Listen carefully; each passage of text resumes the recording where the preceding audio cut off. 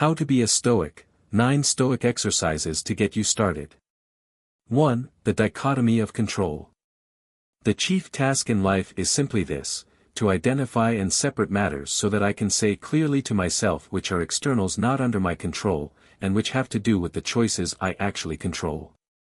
Where then do I look for good and evil? Not to uncontrollable externals, but within myself to the choices that are my own. Epictetus. The single most important practice in Stoic philosophy is differentiating between what we can change and what we can't. What we have influence over and what we do not. A flight is delayed because of weather, no amount of yelling at an airline representative will end a storm. No amount of wishing will make you taller or shorter or born in a different country. No matter how hard you try, you can't make someone like you. And on top of that, time spent hurling yourself at these immovable objects is time not spent on the things we can change. Return to this question daily, in each and every trying situation. Journal and reflect on it constantly. If you can focus on making clear what parts of your day are within your control and what parts are not, you will not only be happier, you will have a distinct advantage over other people who fail to realize they are fighting an unwinnable battle. 2. Journal. Few care now about the marches and countermarches of the Roman commanders. What the centuries have clung to is a notebook of thoughts by a man whose real life was largely unknown, who put down in the midnight dimness not the events of the day or the plans of the morrow, but something of far more permanent interest, the ideals and aspirations that a rare spirit lived by. Brand Blanchett. Epictetus the slave. Marcus Aurelius the emperor. Seneca the power broker and playwright. These 3 radically different men led radically different lives. But they seem to have one habit in common, journaling. It would be Epictetus who would admonish his students that philosophy was something they should write down day by day, that this writing was how they should exercise themselves. Seneca's favorite time to journal was in the evenings. When darkness had fallen and his wife had gone asleep, he explained to a friend, I examine my entire day and go back over what I've done and said, hiding nothing from myself, passing nothing by. Then he would go to bed, finding that the sleep which follows this self-examination was particularly sweet. And Marcus, he was the most prodigious of journalers, and we are lucky enough that his writings survive to us, appropriately titled, Tau Epsilon Alpha Upsilon Tau Nu, Ta Eis Hütten, or, to himself. In Stoicism the art of journaling is more than some simple diary. This daily practice is the philosophy. Preparing for the day ahead. Reflecting on the day that has passed. Reminding oneself of the wisdom we have learned from our teachers, from our reading, from our own experiences. It's not enough to simply hear these. 3. Practice misfortune. It is in times of security that the spirit should be preparing itself for difficult times. While fortune is bestowing favors on it, is the time for it to be strengthened against her rebuffs. Seneca. Seneca, who enjoyed great wealth as the advisor of Nero, suggested that we ought to set aside a certain number of days each month to practice poverty. Take a little food, wear your worst clothes, get away from the comfort of your home and bed. Put yourself face to face with want, he said, you'll ask yourself, is this what I used to dread? It's important to remember that this is an exercise and not a rhetorical device. He doesn't mean, think about misfortune, he means live it. Comfort is the worst kind of slavery because you're always afraid that something or someone will take it away. But if you cannot just anticipate but practice misfortune, then chance loses its ability to disrupt your life. Emotions like anxiety and fear have their roots in uncertainty and rarely in experience. Anyone who has made a big bet on themselves knows how much energy both states can consume.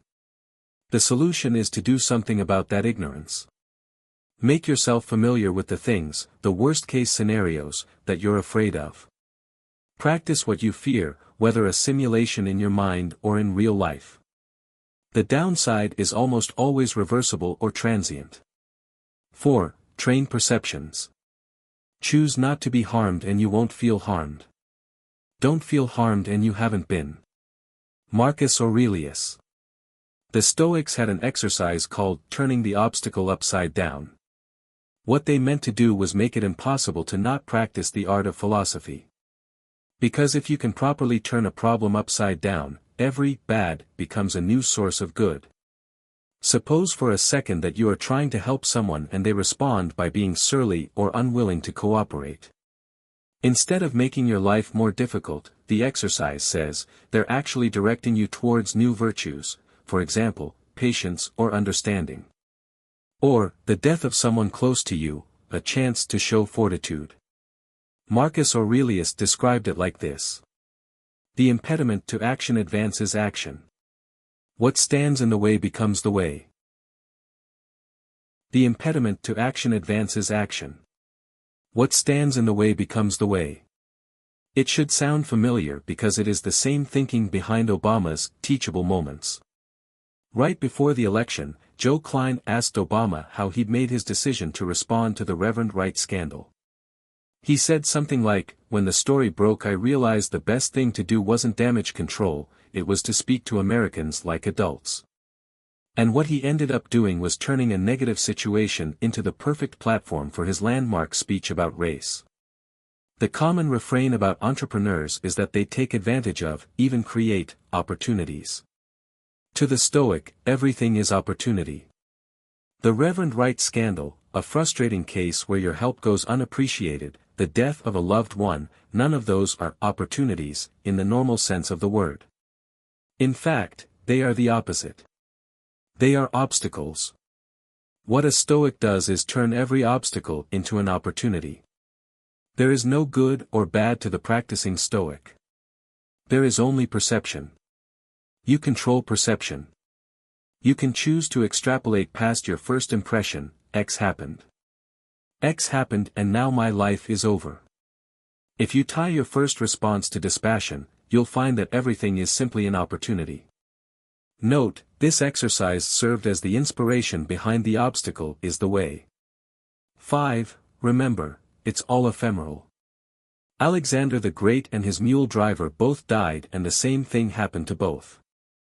Marcus Aurelius. Marcus Aurelius wrote to himself a simple and effective reminder to help him regain perspective and stay balanced. Run down the list of those who felt intense anger at something, the most famous, the most unfortunate, the most hated, the most whatever. Where is all that now? Smoke, dust, legend, or not even a legend. Think of all the examples. And how trivial the things we want so passionately are. It is important to note that passion here isn't the modern usage we're familiar with as in enthusiasm or caring about something. As Don Robertson explains in his book, when the Stoics discuss overcoming passions, which they called pathei, they refer to the irrational, unhealthy, and excessive desires and emotions. Anger would be a good example. What is important to remember, and this is the crucial bit, they seek to replace them with eupatheiai, such as joy instead of excessive pleasure. Returning to the point of the exercise, it's simple, remember how small you are.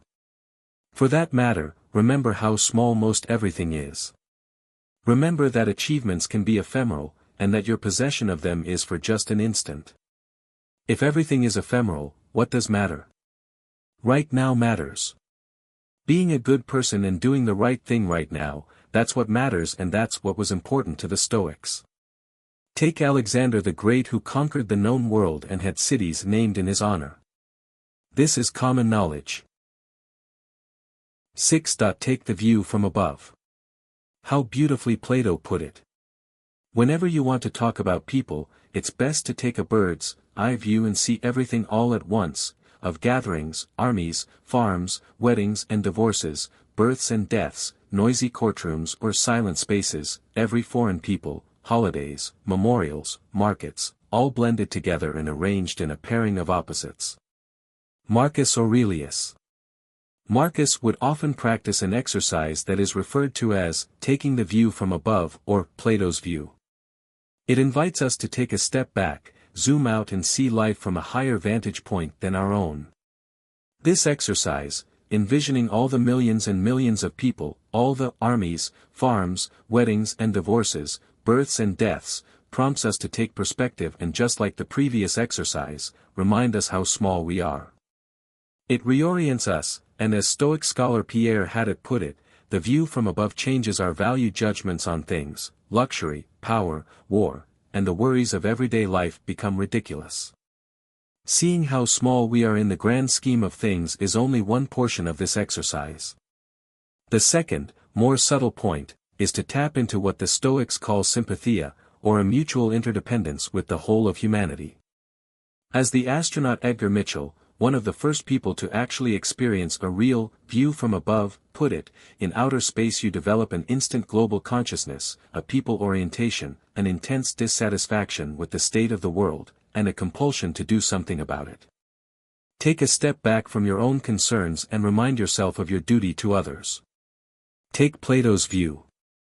7. Memento mori, meditate on your mortality. Let us prepare our minds as if we'd come to the very end of life. Let us postpone nothing. Let us balance life's books each day. The one who puts the finishing touches on their life each day is never short of time. Seneca. The quote from Seneca above takes part of memento mori, the ancient practice of reflection on mortality that goes back to Socrates, who said that the proper practice of philosophy is about nothing else but dying and being dead. In his Meditations, Marcus Aurelius wrote that, you could leave life right now. Let that determine what you do and say and think. That was a personal reminder to continue living a life of virtue now, and not wait. Meditating on your mortality is only depressing if you miss the point. The Stoics find this thought invigorating and humbling. It is not surprising that one of Seneca's biographies is titled Dying Every Day. After all, it is Seneca who urged us to tell ourselves, you may not wake up tomorrow, when going to bed, and you may not sleep again, when waking up, as reminders of our mortality. Or as another Stoic, Epictetus, urged his students, keep death and exile before your eyes each day, along with everything that seems terrible. By doing so, you'll never have a base thought nor will you have excessive desire. 8. Premeditatio malorum. What is quite unlooked for is more crushing in its effect, and unexpectedness adds to the weight of a disaster. This is a reason for ensuring that nothing ever takes us by surprise. We should project our thoughts ahead of us at every turn and have in mind every possible eventuality instead of only the usual course of events. Rehearse them in your mind: exile, torture, war, shipwreck. All the terms of our human lot should be before our eyes. Seneca. The premeditatio malorum, the premeditation of evils, is a Stoic exercise of imagining things that could go wrong or be taken away from us. It helps us prepare for life's inevitable setbacks. We don't always get what is rightfully ours, even if we've earned it. Not everything is as clean and straightforward as we think they may be. Psychologically, we must prepare ourselves for this to happen. It is one of the most powerful exercises in the Stoics' toolkit to build resilience and strength. Seneca, for instance, would begin by reviewing or rehearsing his plans, say, to take a trip. And then, in his head, or in journaling as we said above, he would go over the things that could go wrong or prevent it from happening. A storm could arise, the captain could fall ill, the ship could be attacked by pirates. Nothing happens to the wise man against his expectation, he wrote to a friend. Nor do all things turn out for him as he wished but as he reckoned, and above all he reckoned that something could block his plans. By doing this exercise, Seneca was always prepared for disruption and always working that disruption into his plans. He was fitted for defeat or victory. 9. Amor fati. To love only what happens, what was destined. No greater harmony. Marcus Aurelius.